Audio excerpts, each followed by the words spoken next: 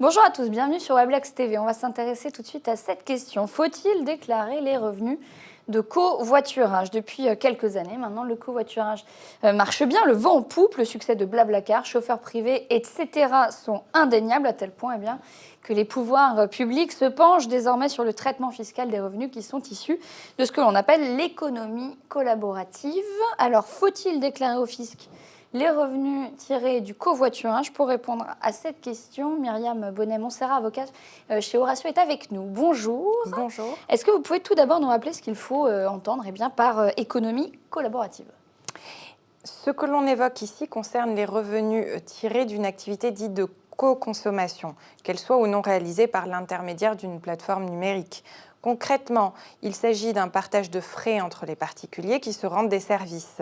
C'est le cas du covoiturage qui se définit comme l'utilisation en commun d'un véhicule par un conducteur et un ou plusieurs passagers, effectué à titre non onéreux, excepté le partage des frais dans le cas d'un déplacement que le conducteur effectue pour son propre compte.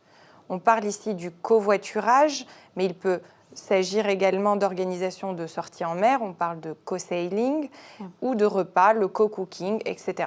Alors, les revenus que je retire d'une activité de covoiturage, après déduction de la commission perçue par la plateforme web, évidemment, est-ce que ces revenus sont imposables?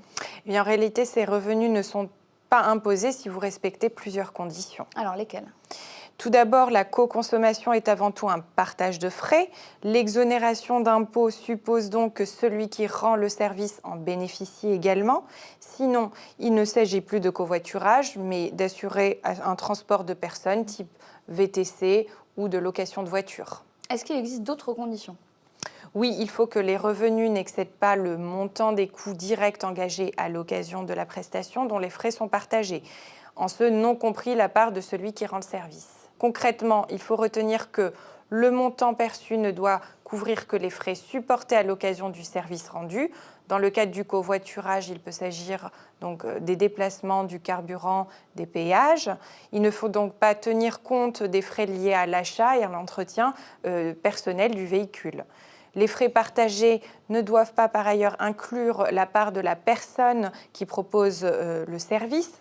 Les notions de partage de frais et de co-consommation supposent que cette personne supporte personnellement sa propre quote-part de frais et ne bénéficie d'aucune forme de rémunération directe ou indirecte au titre de la prestation qu'elle rend et dont elle bénéficie en même temps. Alors concrètement, pour le covoiturage, comment est-ce qu'on apprécie ces conditions?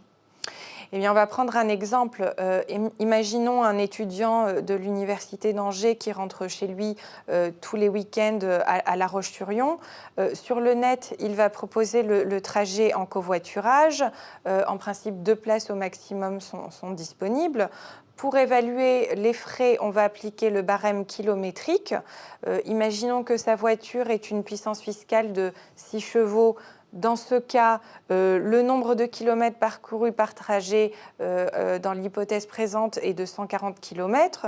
Le coût forfaitaire par application du barème sera de 140 fois 0,568, qui est le coût au kilomètre.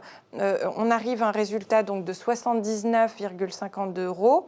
Le nombre de passagers au cas présent est de 2.